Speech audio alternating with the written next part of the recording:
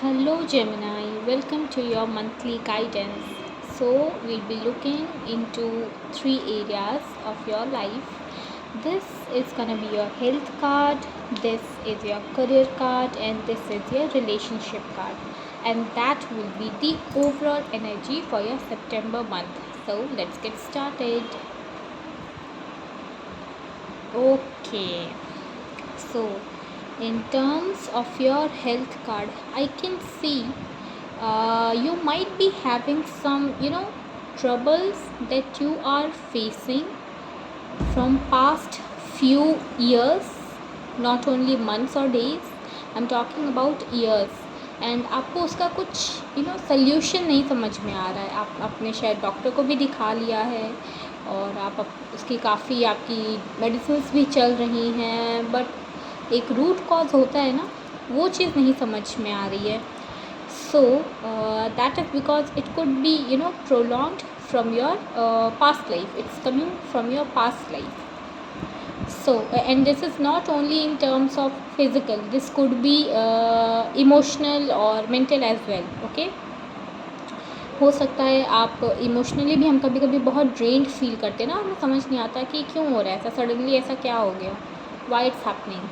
हमें हमारे अंदर जैसे कभी कभी बहुत अबेंडनमेंट इश्यूज़ होते हैं, हमें नहीं पता चलता है क्यों है, किस लिए है. अभी तो सब कुछ सही दिख रहा है, हमारे एनवायरनमेंट में तो सब कुछ सही है, but that has been carried from your past life. So you to get resolution for this, first you need to identify those issues.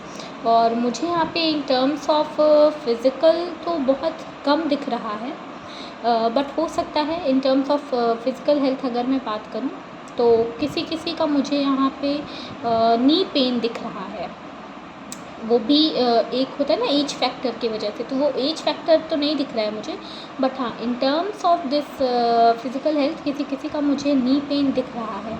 तो हो सकता है ये आपकी पास्ट लाइफ से कैरी फॉरवर्ड हो रहा हो. अब मैं ये नहीं कह रही हूँ कि आप छोटे होगे तभी से आपको ये नी पेन हो रहा होगा, बट हाँ कभी कभी कुछ ऐसे इंस्टेंसेस रहे होंगे जिसमें आपने ये देखा होगा कि यार सब कुछ तो सही है, फिर भी एक एक इधर दर्द है जो कभी ख़त्म ही नहीं होता.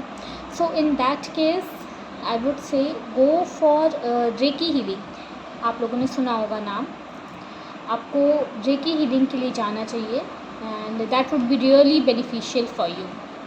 Okay, now coming to your career card.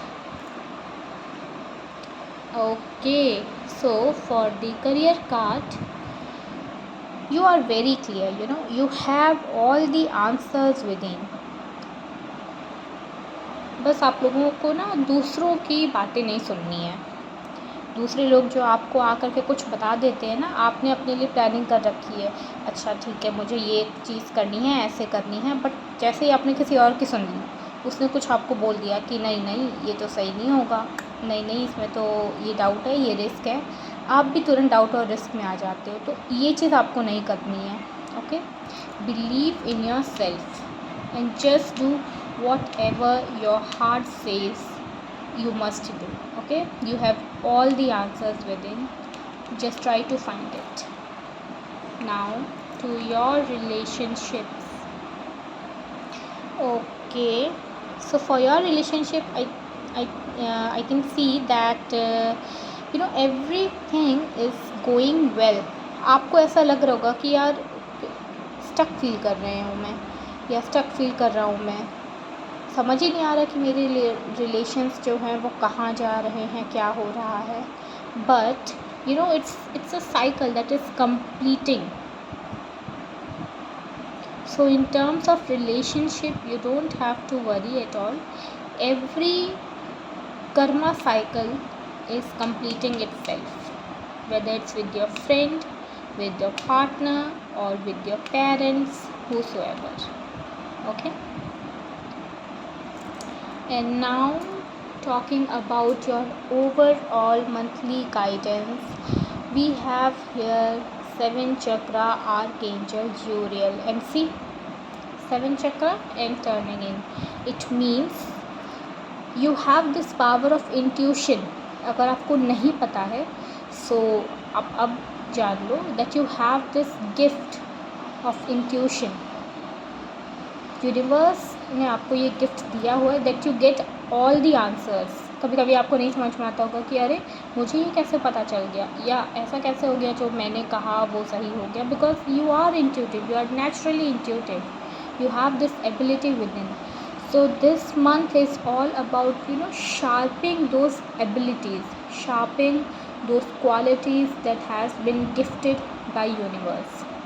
और मुझे यहाँ पे कुछ ऐसे लोग भी दिख रहे हैं जो ऑलरेडी इस स्पिरिचुअल फील्ड में हैं, आई वुड से स्पेसिफिकली।